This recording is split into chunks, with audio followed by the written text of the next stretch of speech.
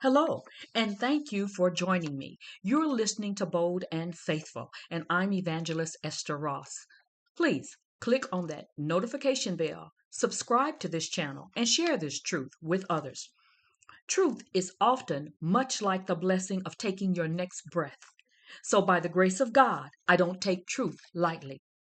Few people ever acknowledge the truth that Africans arrived in America in 1619 before the Mayflower landed and long before British colonies were established. By the 1660s, British colonies in America agreed with Charles II, King of England, and the transatlantic slave trade. In 1660, it was known as the Company of Royal Adventurers trading into Africa. It was later established as the Royal African Company in 1672. Africans went from slavery to Democrat Jim Crow laws that became the law of the land. African American descendants of slaves, whether bond or free, continued to suffer mental, physical, and financial injustice from the many hateful Americans who considered themselves superior. It had nothing to do with race. You run races. It had everything to do with internal evil because hate comes from the mind and the heart first. Then you see its outward appearance. You either experience God in a person or Satan, good or evil, no middle, and no double minded standards. During the Jim Crow era, in the era of June 1964, the Ku Klux Klan in Mississippi was after Michael Schwerner, a 24-year-old New York man. Michael had been active in organizing local boycotts of biased businesses and helping with voter registration. On June 16th, acting on a tip, a mob of armed KKK members burst in on a local church meeting looking for him. When they realized Michael wasn't there, they torched the church and began beating the church members. Swerner and two fellow volunteers, James Chaney and Andrew Goodman, headed south to investigate the fire. On June 21st, the three young men were arrested for allegedly speeding. Later that evening, they were released, but the activists were never heard from again.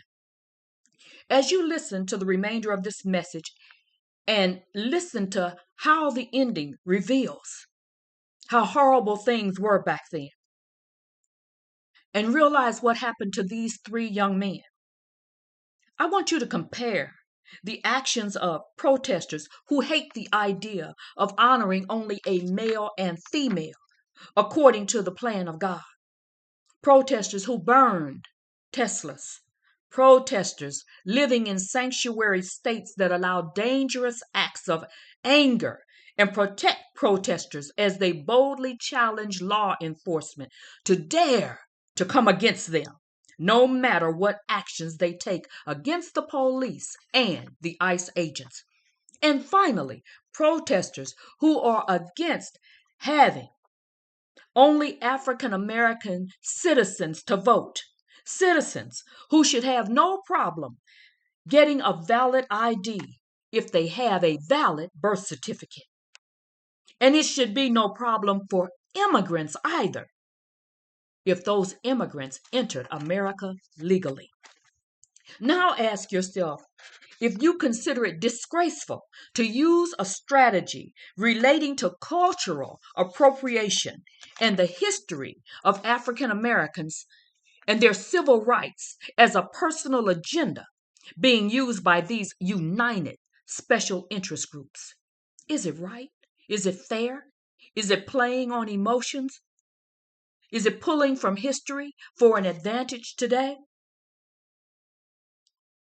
These special interest groups mainly want to be agreed with, and that comes from the Democrat Party. So they want Democrat votes. Civil rights history was a struggle. It was physically and emotionally painful, and many lost their lives. Using it for a weapon against government without having the same legitimate concerns is wrong. Meaning, are you going through the same struggles? African Americans were not being allowed to live equally as any other human being. What's going on now, trying to be in comparison of civil rights, is not being done peaceful. These protesters are not peaceful protesters. Now let's get back to 1964. A massive search was made for Michael, James, and Andrew. On August the 4th, 1964, acting on a tip from an informant, 3 bodies were found below an earthen dam on a local farm. They were exhumed.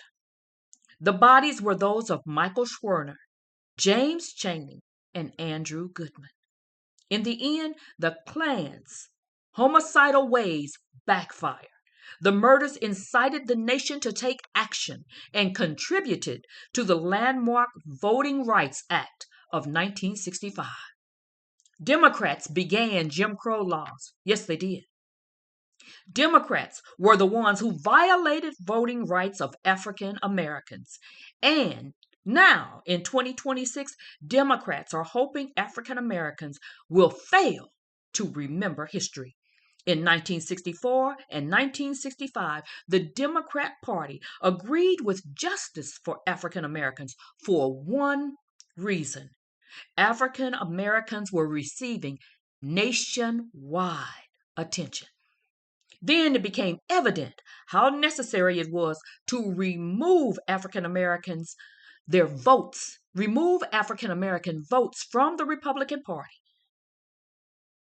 have them turn away from voting Republican by saying and doing whatever was necessary to bring them across party lines. I'm not saying how you should vote, but I do want you to know this. From history, Democrats have proven they are strategic, they are cunning, they are subtle, and they will do what it takes to get votes.